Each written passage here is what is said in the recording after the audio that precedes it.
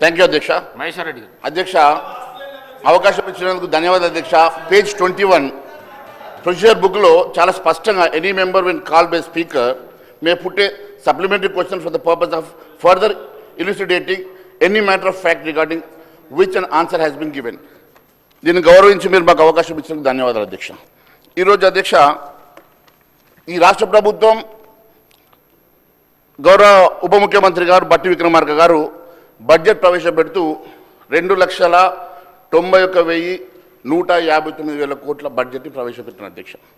మరి physical budget ఒకసారి చూసినట్లయితే అధ్యక్ష, ఈసారి 12.5% మరి గ్రోత్ ఉన్నది.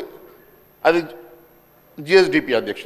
జిఎస్డిపి గ్రోత్ ప్రకారం 3%ని 3.5%గా కేంద్ర ప్రభుత్వం మనకు అవకాశం ఇచ్చి ఈరోజు మనకు అప్పు తీసుకునేటువంటి అవకాశము మరి 16.5 లక్షల కోట్లకు గాను ఈరోజు మనకు దాదాపుగా మరి 57,000.75 crores అప్పు తీసుకునేటువంటి 57,000 కోట్ల అప్పు తీసుకునేటువంటి అవకాశం ఈ రాష్ట్ర ప్రభుత్వానికి ఉన్నది అధ్యక్ష.